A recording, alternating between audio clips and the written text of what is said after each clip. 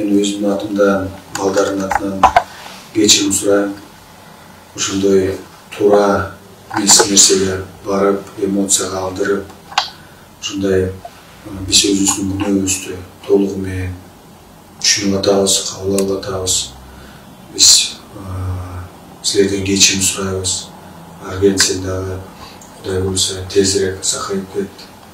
Бири-бирибизге бир тууган болуп элек, агайыны болуп, чогуу, мындан кийин дайыма мамилебиз дагы, саламыбыз дагы түз болсун. Кечирип коюңуздар, ушундай туура эмес жаштык кылып койду.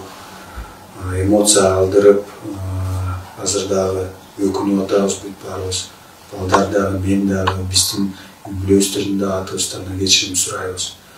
Алдыда көп жакшылыктар болсун, ден соолугуң сак болуп, көп бийликтерге жете бер. Ошондо бир жолу кечирим сурайбыз.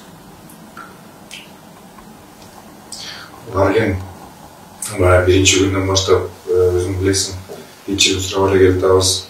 Мына бул мүмкүнчүлүк болду, ата-энемден, туугандарымдан дагы кечирим сурайбыз. Биз ошо туура эмес окуя болуп кетти.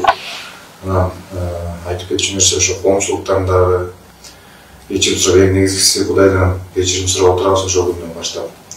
Бизди кечирип коюңуздар.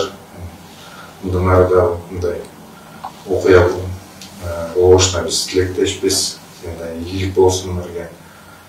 Жакшылыктарга жолугалы, мындан ары кырсыктан тышкары бололу. Кечирdim.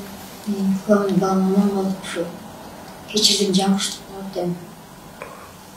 Түшүнбөстүктөр болуп кетти. Кечирdim, кызганып жок. Рахмат.